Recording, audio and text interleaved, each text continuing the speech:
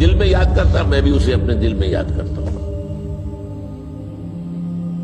جب میرا بندہ کسی محفل میں میرا ذکر کرتا ہے میں اس سے کہیں بہتر محفل میں اس کا ذکر کرتا ہوں۔ اللہ کی محفل تو ملائے اعلیٰ کی ہے، ملائکہ مقربین کی ہے۔ بہرحال اللہ کو تم اپنے دل میں مستحضر رکھو، اللہ تعالیٰ تمہیں بھی یاد رکھے گا۔ دوبارہ فرمایا احفظ اللہ تجدہ امامک تجاہک، اللہ کو یاد رکھو تو اپنے سامنے موجود پاؤ گے، جب چاہو دعا کرو تو احفظ اللہ تجدہ امامک یا تجاہک، اپنے سامنے موجود پاؤ گے۔ اذا سألت فاسأل اللہ، اب آ گیا وہ مرکزی مضمون۔ دیکھو جب مانگو اللہ سے مانگو، غیر اللہ کے سامنے ہاتھ دراز کرو ہی مت۔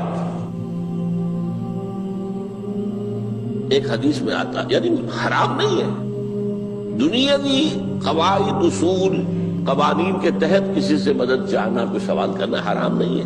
آپ سوال کریں، مدد لیں، اسی پر دنیا قائم ہے، ایک دوسرے کے ساتھ تعاون کے ساتھ۔ لیکن اونچا مقام کیا ہے؟ کسی سے سوال مت کرو سوائے اللہ، یہاں تک کہ جوتے باندھنے کا تسمہ تمہیں درکار ہے تو بھی کسی سے مت مانگو، اللہ سے مانگو۔ کیا پتہ اللہ کس کے دل میں ڈال دے اور وہ آ کے تمہیں تسمہ پیش کر دے۔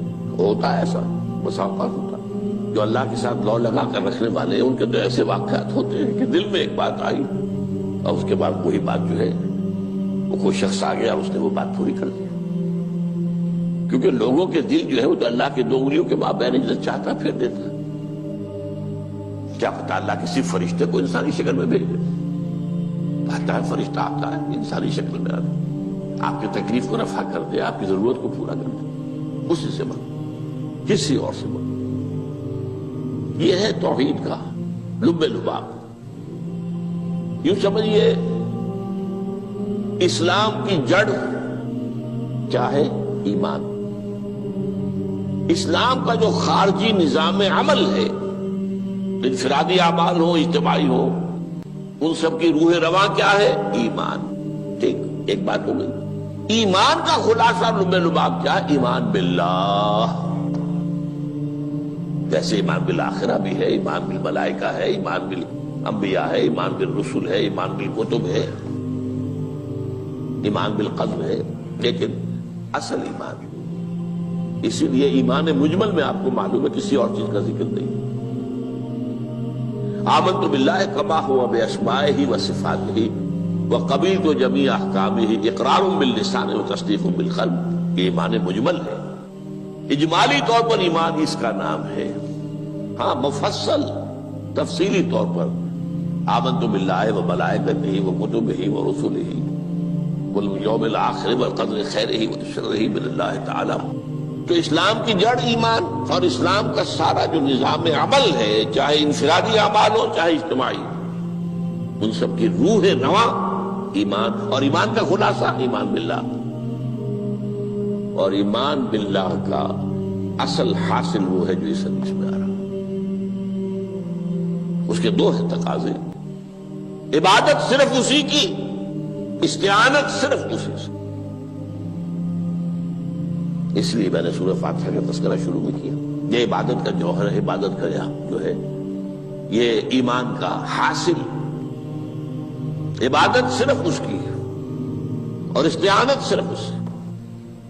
استعانت ہی میں سوال بھی آ گیا، یہ بھی مدد ہے۔ آپ کسی سے کچھ مدد مالی چاہ رہے ہیں یا کوئی اور مدد چاہتے ہیں، کسی کام میں مدد چاہتے ہیں، جیسے میں نے کہا تھا کہ سفارش کرانا چاہتے ہیں، بھی مدد ہے۔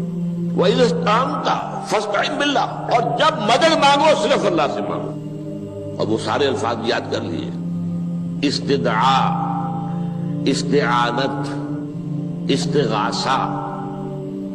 یہ جو غوث اعظم سے استغاثہ کیا جاتا ہے یہ تو شرک ہے۔ استغاثہ اللہ سے، دعائی اللہ کی، اس اعتبار سے استمداد، استعانت، استدعاء، استغاثہ، یہ سب اللہ سے، صرف اللہ سے۔ عبادت صرف اللہ، ایاک نعبد، اور استعانت صرف اللہ سے۔ مانگو صرف اللہ سے، جب مدد طلب کرو صرف اللہ سے، اور جان لو اگر تمام لوگ جمع ہو کر تمہیں کوئی فائدہ پہنچانا چاہے نہیں پہنچا سکتے، الا بشیء قد کتب اللہ لک وان اجتمعوا علی ان یضروک بشیء لم یضروک الا بشیء قد کتب اللہ علیک، اگر سب مل کر چاہے تمہیں کوئی نقصان پہنچا دے نہیں پہنچا سکتے مگر وہی کچھ جو اللہ نے تمہارے لیے لکھ دیا۔ اب بتائیے خوف کی جڑ کٹ جائے گی کہ نہیں؟ یہ جو ایمان جو ہے یہ خوف اور حزن دونوں سے نجات دلانے والی بات ہے۔ جو حقیقی مومن ہے وہ اللہ کا ولی ہے، حقیقی مومن وہ اللہ کا ولی ہے، اور الا ان اولیاء اللہ لا خوف علیہم ولا هم يحزنون۔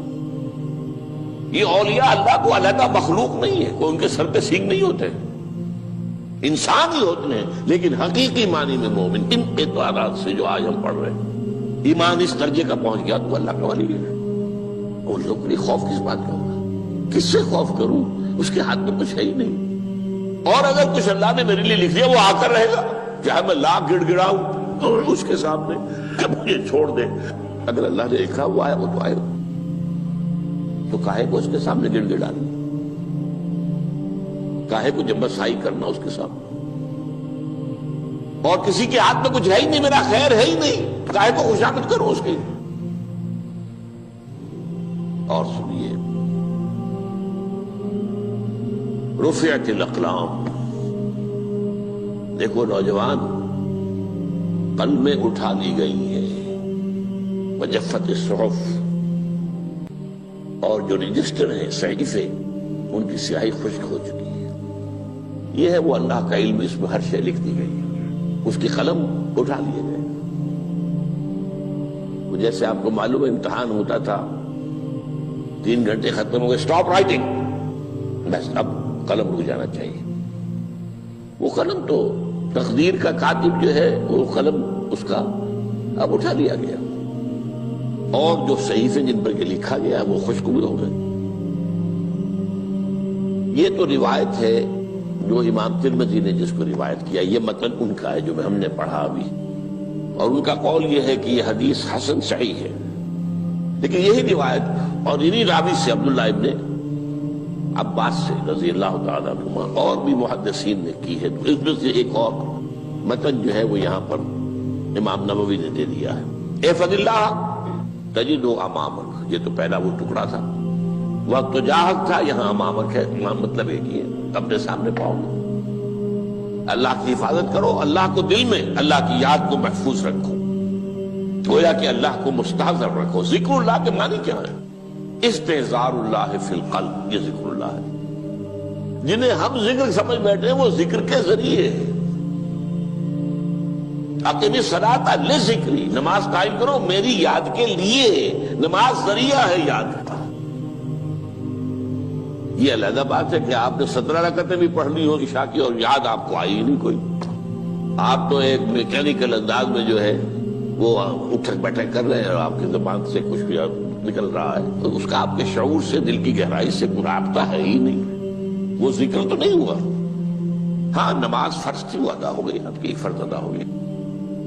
تو جنہیں ہم نے ذکر سمجھا وہ ذرائع ذکر ہے، اللہ اللہ سبحان اللہ سبحان اللہ زبان سے، یہ تاکہ اس کے نتیجے میں وہ ذکر حاصل ہو جائے۔ استحضار اللہ فی القلب، ذکر کے معنی ہے استحضار اللہ فی القلب۔ تعرف الی اللہ فی الرخاء، اور دیکھو کشادگی کے وقت میں تم اللہ کو یاد رکھو، اللہ کی طرف رجوع کیے رہو، بھول نہ جاؤ۔ وہ نہ ہو جو کبھی کہا تھا، بہادر شاہ ظفر کے اشعار میں سے بہت زور کا شعر ہے، ظفر آدمی اس کو نہ جانیے چاہے کتنا ہی ہو فام زکا، جسے عیش میں یاد خدا نہ رہی، جسے تیش میں خوف خدا نہ رہا۔ وہ ہے کشادگی کی حالت میں، جبکہ تمہارے لیے کشادگی ہے، اللہ کی طرف رجوع کیے رکھو۔ یعرف کا فی الشدہ، تو اللہ اپنی توجہ تم پر رکھے گا شدت کے وقت میں، جب تمہیں کوئی تکلیف ہے اس تکلیف کو تم پر آسان کر دے گا۔ تکلیف تو آنی ہے، لکھی ہوئی ہے، وہ تو آئے گی،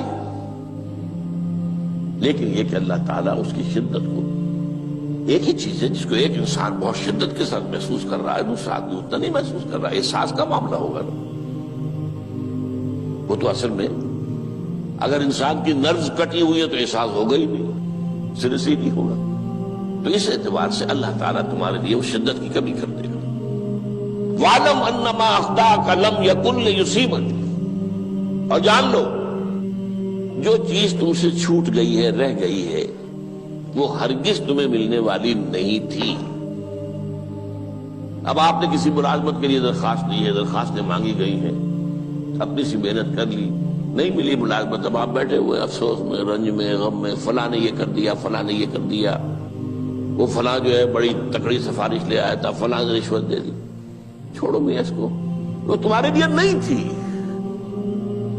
کاہے کو اپنے ذہن کے اندر یہ کھچڑی پکا رہے ہو بیٹھے ہوئے؟ خواہ آپ شاید سوء ظن میں بھی مبتلا ہو رہے ہو، کسی نے نہ رشوت دی اور آپ سمجھتے ہو کہ رشوت دی ہے اس نے۔ یہ ساری چیزیں جو ساری سیئات، ان کی جڑ کٹ جائے گی۔ وَعْلَمْ أَنَّمَا أَخْطَأَكَ لَمْ يَكُنْ لِيُصِيبَكَ وَمَا أَصَابَكَ، جو چیز تم پر آ گئی، لَمْ يَكُنْ لِيُخْطِئَكَ، ہو ہی نہیں سکتا تھا کہ وہ تم پر نہ آ۔ یہ کر لیتا تو ہو جاتا، شاید یہ کر لیتا، میں نے ٹیکا پہلے لگوا دیا ہوتا تو یہ بات نہ ہوتی۔ بھائی وہ جو ہونا تھا وہ ہونا تھا۔ اب یہ وہ چیز ہے جس سے انسان میں کیفیت پیدا ہوتی، تسلیم و رضا۔ ہم بھی تسلیم کی خو ڈالیں گے، بے نیازی تیری عادت ہی صحیح، اے اللہ جو تو نے چاہا مجھے قبول ہے۔ اسی لیے میں نے آپ کو آیتیں سنائی سورہ تغابن کی، ما اصاب من مصیبت الا باذن اللہ، کوئی مصیبت نہیں آتی مگر اللہ کے اذن سے۔ وَمَن یؤمن باللہ یہد قلبہ، جو اللہ پر ایمان رکھتا ہو اللہ اس کے دل کو ہدایت دے دیتا ہے۔ ہدایت کس بات کی؟ تسلیم و رضا۔ دوستاں سلامت کہ تو خنجر آزمائی، نہ شبد نصیب دشمن کے شبد ہلاکت دے گا۔ اے اللہ تیری طرف سے ہے، مجھے قبول ہے، اور بظاہر مجھے تکلیف ہو رہی ہے لیکن یقیناً اس میں میرا کوئی خیر ہے۔ بیدک الخیر، تیرے ہاتھ میں تو خیر ہی خیر ہے، جو بھی تیری طرف سے آئے۔ سر تسلیم خم ہے جو مزاج یاد میں آئے۔ اور یہ مضمون جو ہے زیادہ بڑے پیمانے پر سورہ حدید میں آیا ہے۔ ما اصاب من مصیبت فی الارض ولا فی انفسکم الا فی کتاب من قبل ان نبرأها، کوئی مصیبت نہیں آتی نہ تمہاری جانوں میں نہ زمین میں، زمین میں زلزلہ آ جانا، سیلاب آ جانا، کچھ اور زمین کا دھنس جانا، یا یہ ہے کہ تمہاری جانوں میں کوئی بخار ہو گیا، کوئی اور تکلیف ہو گئی، اچانک معلوم ہوا کہ انسان تو کینسر ہے، اور کینسر بھی اب 3rd stage کو پہنچ چکا ہے، لیکن جو بھی آیا ہے وہ اللہ کے علم کی کتاب میں پہلے سے لکھا ہوا ہے۔ فی کتاب من قبل ان نبرأها، یہ کتاب میں درج ہے اس سے پہلے کہ مجھے ظاہر کرے۔ اس کا نتیجہ کیا نکلنا چاہیے؟ لیکن لا تاسوا علی ما فاتکم ولا تفرحوا بما آتاکم، افسوس نہ کیا کرو جو تم سے جاتا رہے، چھوٹ جائے، کوئی عزیز فوت ہو گیا، کوئی موقع ہاتھ سے نکل گیا، ارے بھائی میں چوک گیا، بڑا موقع تھا، اب اس پر افسوس کر رہے ہیں؟ نہیں، جو چیز لیکن لا تاسوا علی ما فاتک ولا تفرحوا بما آتاک، جو اللہ تمہیں دے دے اس پر اتراؤ مت۔ وما اصابک لم یکن لیخطئک واعلم ان النصر مع الصبر، اور جان لو اللہ کی مدد صبر کے ساتھ آتی ہے، جو آئے اس کی طرف سے جھیلو، زبان پر کلمہ شکوہ اور شکایت نہ آئے، اللہ سے شکایت نہ آئے، تسلیم و رضا، جو تیری رضا ہے۔ تیری صحت ہمیں منظور ہے لیکن اس کو، مولانا محمد علی جوہر ایک مرتبہ جیل میں گئے، ایک بیٹی بیمار ہوئی، فوت ہو گئی، اس کے بعد دوسری مرتبہ پھر جیل میں گئے، دوسری بیٹی کو وہی بیماری ہوئی، جیل میں اطلاع ملی کہ بیٹی کو یہ بیماری ہو گئی ہے، تو خط لکھا ہے اشعار کی شکل میں. کا آخری شعر یہ ہے: تیری صحت ہمیں منظور ہے لیکن اس کو نہیں منظور تو پھر ہم کو بھی منظور. ہم تو چاہتے ہیں میں بیٹی کے تجھے شفا ہو جائے، اسے منظور نہیں تو پھر ہمیں بھی منظور. وَاعْلَمْ أَنَّ النَّصْرَ مَعَ الصَّبْرِ وَأَنَّ الْفَرَجَ مَعَ الْكَرْبِ. فرج، فراخی، کھل جانا کسی چیز کا، یہ ہے کرب کے ساتھ، تکلیف کے ساتھ. تکلیف ہوتی ہے ساتھ. اللہ نے قانون بنایا ہے دنیا کا. اب آپ اندازہ کیجئے بچے کی ولادت میں ماں کو کتنی تکلیف اٹھانی پڑتی ہے. آج کل تو فیشن ہو گیا ہے، سیدھے سیدھے جاؤ، آپریشن کراؤ، تکلیف سے بچ جاؤ. لیکن یہ ہے کہ یہ بھی آپ کے علم میں ہوگا، وہ ساری تکلیف جیسے ہی بچے کو لا کر ماں کے برابر لٹایا ہے، ساری تکلیف ختم. پھر جو راحت اس سے میسر آتی ہے. ان الفرج مع الکرب وان مع العسر یسرا. اسی لیے میں نے وہ آیتیں بھی پڑھی تھی، ان مع العسر یسرا، ان مع العسر یسرا. اس دنیا میں یہ اللہ نے نظام بنایا ہے، سختیاں جھیلنی ہی ہوں گی. لقد خلقنا الانسان فی کبد. ہم نے انسان کو پیدا کیا مشقت کے اندر، مشقت تو کرنی پڑے گی. کسی کی جسمانی مشقت زیادہ، کسی کی ذہنی مشقت زیادہ، مشقت سے چارہ کسی کو نہیں. تو یہ ہے ان مع العسر یسرا، ان مع العسر یسرا. بارک اللہ لی ولکم فی القرآن العظیم ونفعنی وإیاکم بالآیات.